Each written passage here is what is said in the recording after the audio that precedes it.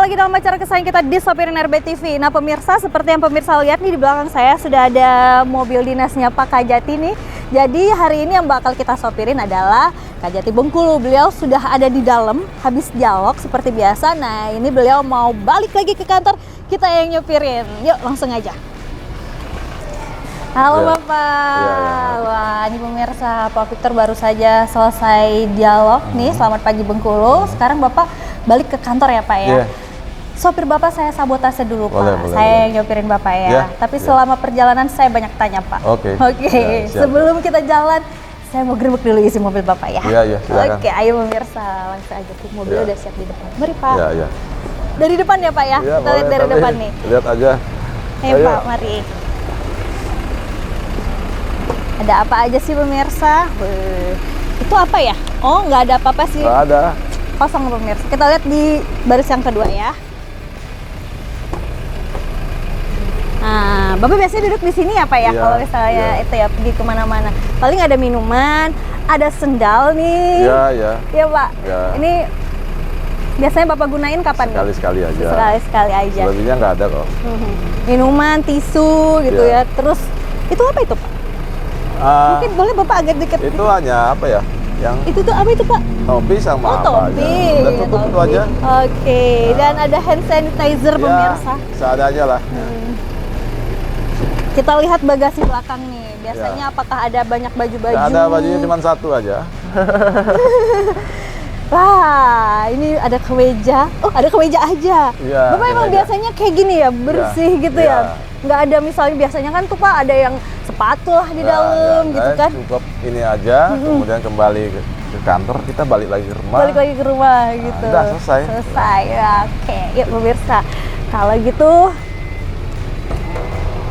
Bapak udah siap ya Pak ya? Saya sopirin ya Pak. Oke. Jadi kita di sini. Di mana kendaraannya? Ya, Bapak di depan, nanti saya sering.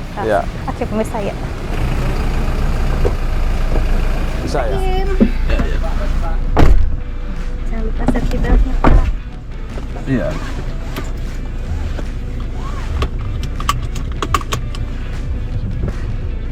Bismillahirrahmanirrahim. Sambil saya banyak tanya nih Pak. Iya, silakan. Jadi hari ini kegiatan Bapak apa aja nih rencananya? Kami kalau pagi biasanya ada briefing ya. Jadi dengan teman-teman asisten saya kumpulkan, kedua nanti kita diskusi apa yang mau kita laksanakan, ketiga nanti kita apa yang ada permasalahan apa lagi kalau memang ada, kalau tidak ada kita pantau nanti pelaksanaannya atau ekspos juga bisa. Oh gitu. Bapak biasanya pulang sampai jam berapa itu? Saya kebiasaan saya dimanapun saya pagi-pagi datang jam 6 pagi. Jam 6 udah di kantor 6.15, paling lambat 6.30. Waduh. Nah, di saat pegawai-pegawai lain belum datang, kami sebagai pemimpin saya menyadari bahwa kita sebagai role model harus datang lebih awal. Iya. Dan kembali pulang ke rumah nanti sangat dinamis, bisa jam 7 malam, jam 19, bisa juga jam 20, bisa juga agak lebih. Karena saya kan biasanya di malam itu saya akan mengecek dulu apa-apa yang sudah dilakukan mulai pagi sampai malam hari itu. Dan saya biasanya memanggil teman-teman itu, asisten atau tim-tim untuk datang menghadap saya mungkin di atas jam 4 atau jam 5 sore. Dan biasanya diskusinya sampai malam jam 7. Dan itu sebetulnya sudah hal biasa sih. Karena saya dulu sebelumnya kan bertugasnya di tempat lain di Kejaksaan Agung itu saya datang pagi, katakanlah jam 7 di Jakarta itu udah cukup pagi kan. Sampai nanti kita melakukan tugas-tugas itu sampai pagi, subuh. Karena saya melakukan tugas itu kan seperti melakukan penanganan kasus korupsi itu nggak mungkin dilakukan hanya sekian jam, itu masih berpuluh-puluh jam.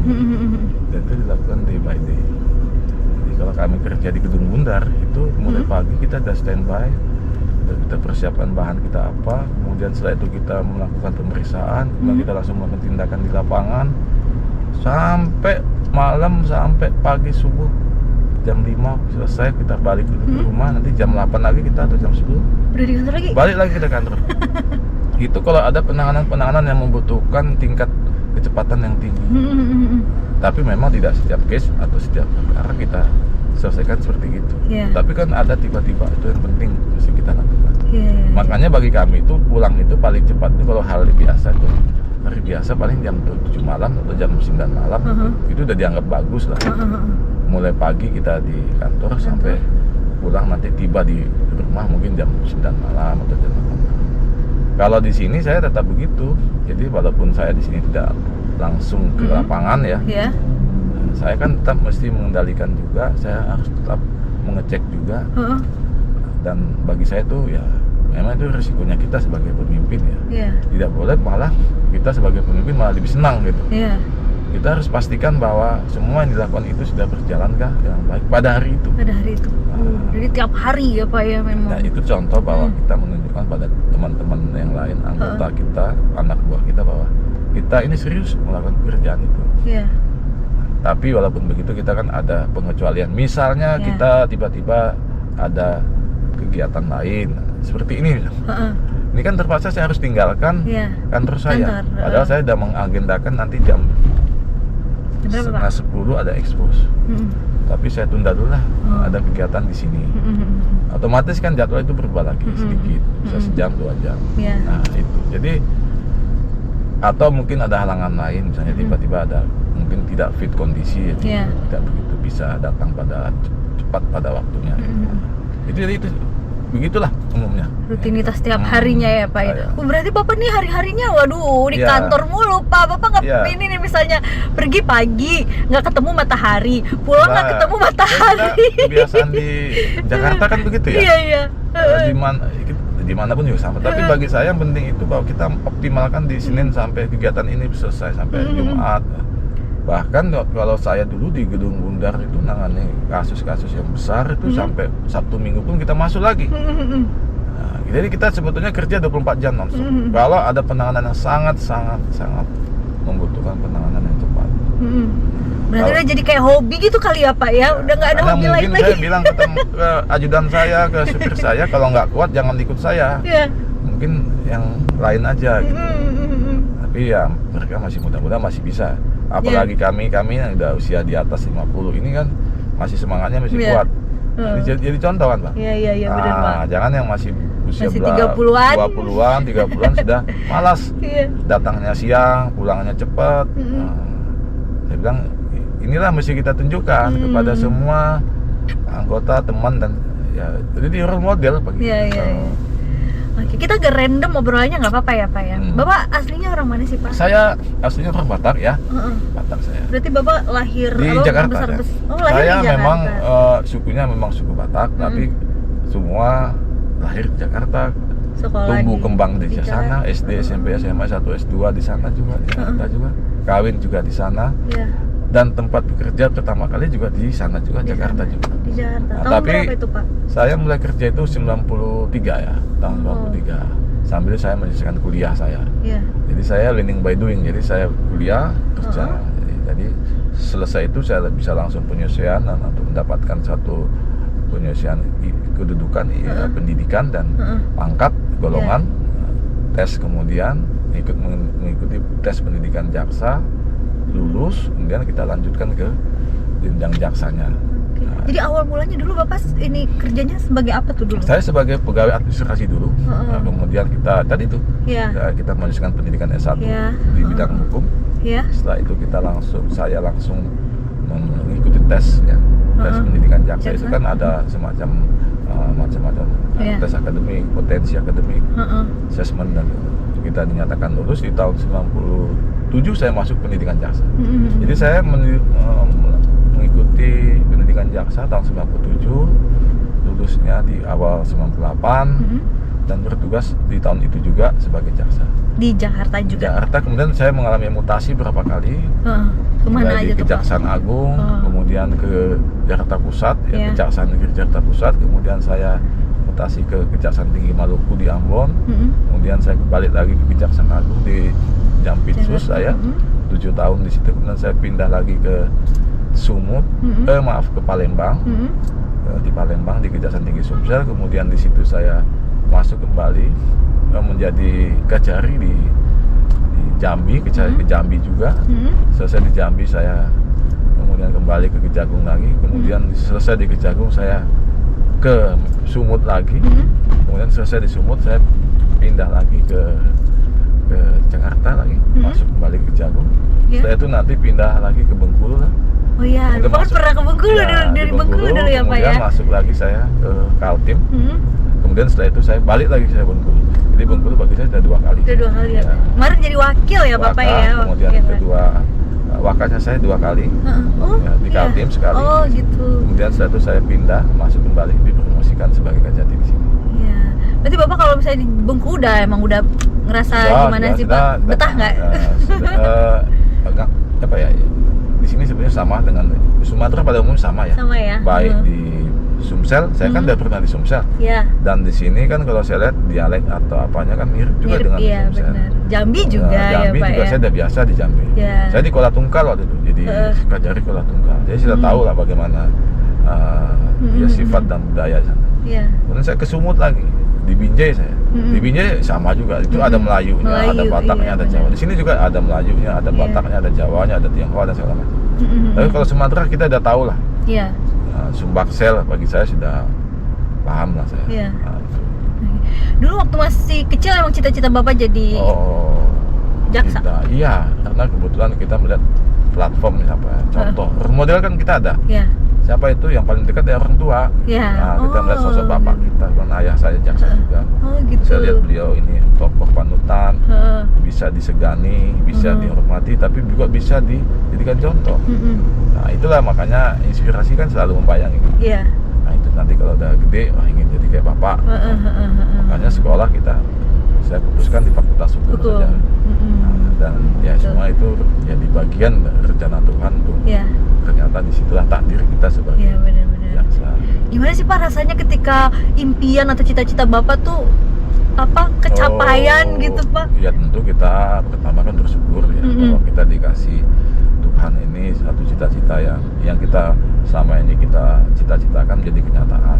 Nah, kemudian kita juga melaksanakannya dengan seikhlas dan setulus hati, dan pesan-pesan orang tua juga kan kita ingat bahwa kita tidak sebagai jaksa, apalagi penegak hukum ini, jaga semuanya, jaga nama baik, jaga semua, sehingga apapun itu kita laksanakan niatannya hanya untuk semata-mata untuk tugas kita.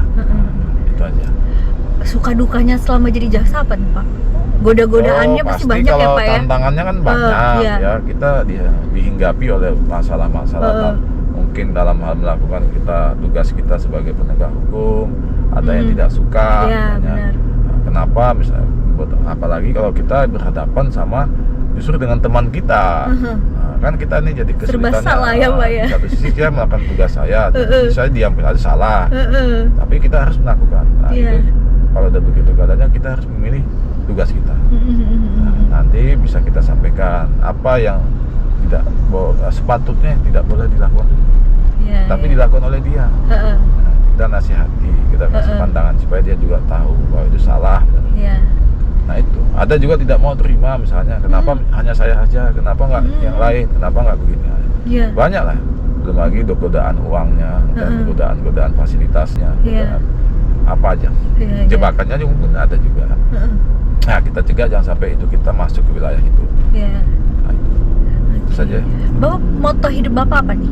Saya sih sederhana ya, bisa gitu. Kita itu hidup ini harus selalu bersyukur. Bersyukur setiap hari pada Tuhan. Makanya kita pagi kita subuh berdoa, di dalam keyakinan saya kita berdoa pagi subuh. Kemudian di kantor juga kita sampaikan itu pada Tuhan. Malamnya juga kita pulang juga menyampaikan itu, bahwa kita sudah menyelesaikan tahapan ini. Satu hari ini kita dikasih Tuhan keselamatan, dikasih Tuhan suatu kebijakan, dijaga kita, sikap kita, sehingga kita tidak offside misalnya, salah mengucap, salah melangkah, salah melakukan tindakan, kita dihindari dengan hal itu. Nah itulah makanya kita selalu dekat sama yang di atas melalui keyakinan kita.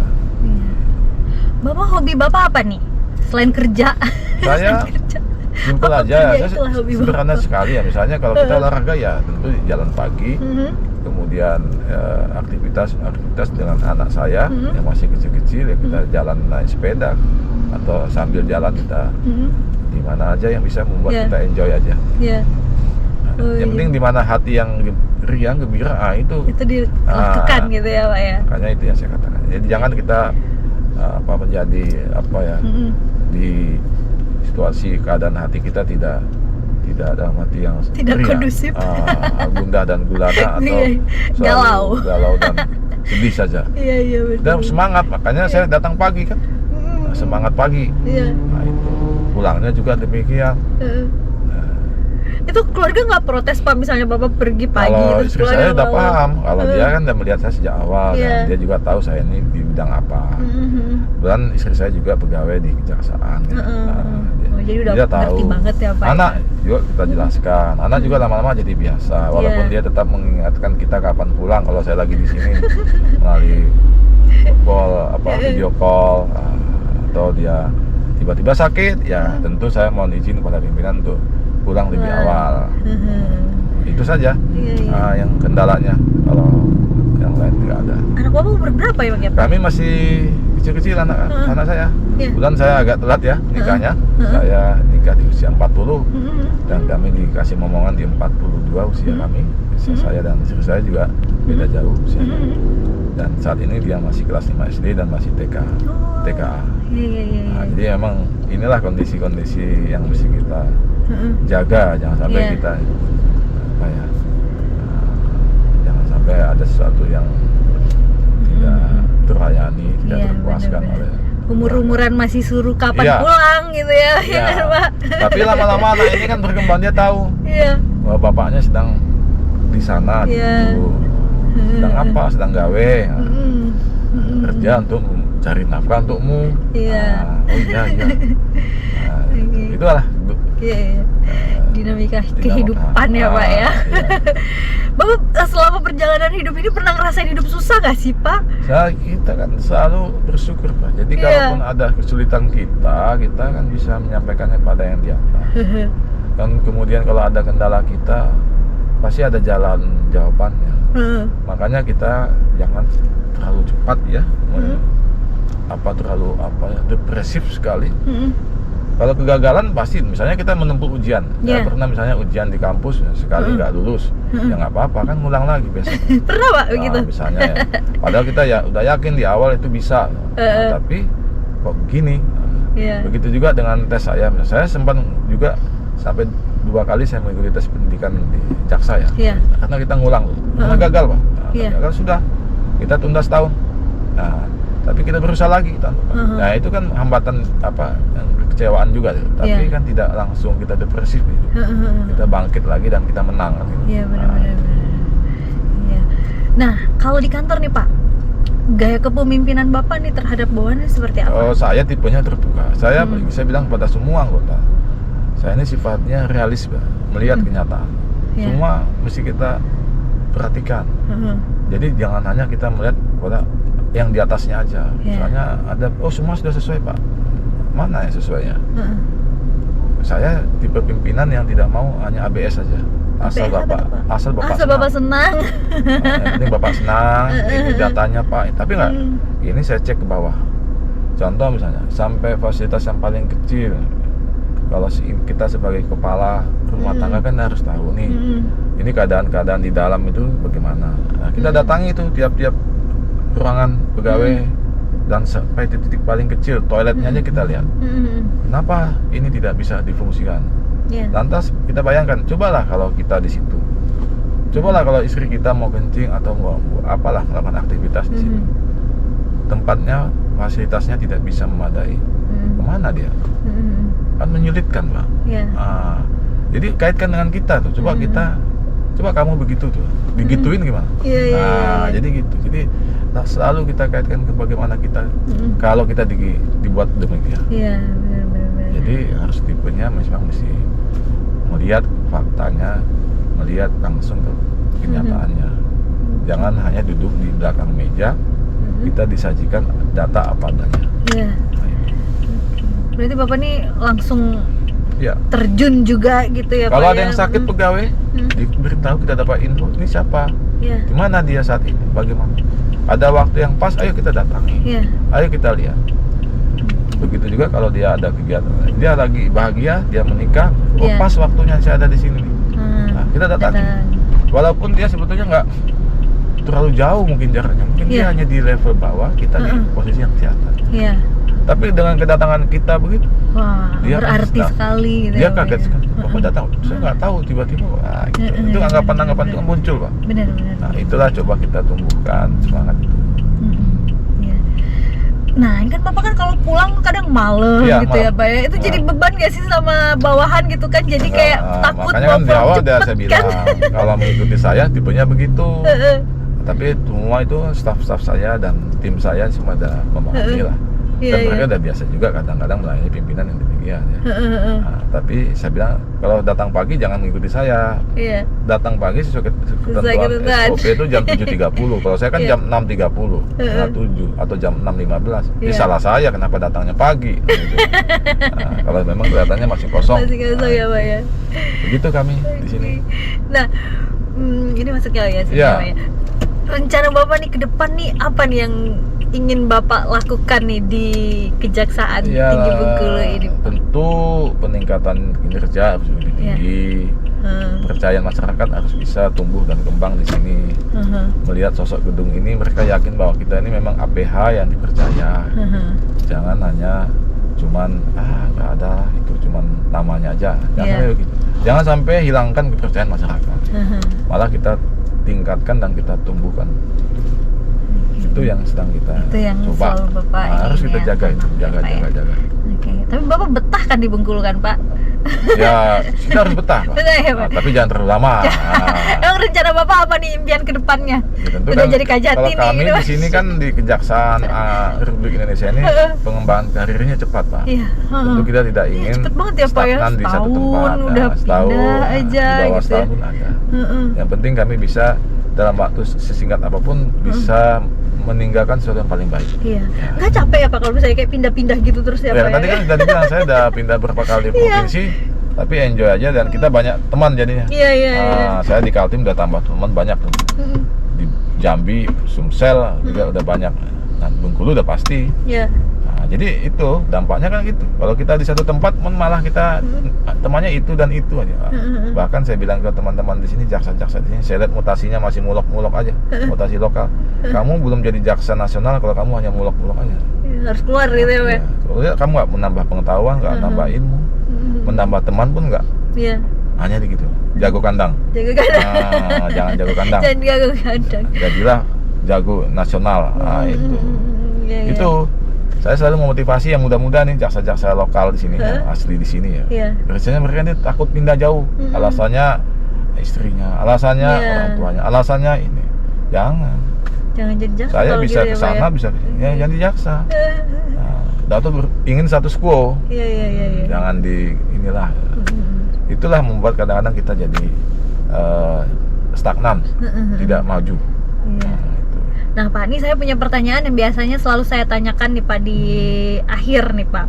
Kalau diri Bapak dideskripsikan 3 kata tentang diri Bapak nih, apa aja 3 kata ini, Pak? 3 kata apa ya? Maksudnya 3 kata. Iya, tentang Bapak nih. 3 kata. Oke, saya ya tegas ya, oke. Tegas. Bijaksana. Bijaksana. Humanis juga. Humanis. Tegasnya kita dalam melihat setiap persoalan kita harus tegas, jangan mencela-mencela. Mencela-mencela, pelin-pelan gitu ya, Pak ya. Atau lambat jangan ambil keputusan, Iya. tegas itu. Bijak dia harus tahu bahwa tidak semua itu bisa seperti dia gitu. Ada yang kita harus lihat lain padang, lain belalang, lain tempat lain Iya. kondisinya. Jadi kita harus bijak lah. Seperti tadi saya bilang, kalau saya Iya. datangnya kepagian, jangan dong ikuti saya juga pagi sekali. Iya. Terutama petugas piket. Ya udah, piketnya memang nggak bisa disalahkan. Piket itu mulainya jam 7. Oh, jam 7 ya. Saya datang setengah jam lebih awal atau 45 menit lebih awal. Iya. Ya salah saya. Itu bijak. Iya. Wise-nya ada, humanisnya ada. Humanisnya bahwa kita ini ya, kalau ada sesuatu kejadian apa-apa, apalagi menyentuh hati nurani, langsung lah melakukan action untuk berbuat apa. Menolong kah, membantu kah, mendonasi kah. Banyak Pak Iya, yang bisa benar. kita lakukan. Itu konsep yang saya katakan. Iya. Mudah-mudahan bisa kita sampai ke tujuannya selamat sampai tujuan, anak kita sehat, istri kita sehat, Amin. semua keluarga kita sehat, pemimpin kita juga sehat. Amin. Wah, terima kasih banyak Pak udah dikasih kesempatan untuk ngobrol. Iya. Semoga menginspirasi pemirsa yang nonton ya Pak ya. Abis ini apa kegiatan Bapak? Ya tadi tuh agak Ada tertunda ini ya, karena ada expose. Jadi saya nunda dulu 1 jam. Nanti Masih kekejar ya Pak ya? kita mulai. Itu biasa kalau sudah 1 jam, 2 jam pun biasa. Tapi ini nggak apa-apa kok, masih dalam schedule kita. Oke. Ya. Makasih banyak loh Ya, Bapak. Kita udah sampai nih makasih. pemirsa. Kalau gitu kita Ya. langsung turun dulu Ya, ya. kita buka ya. Iya Pak. Ya.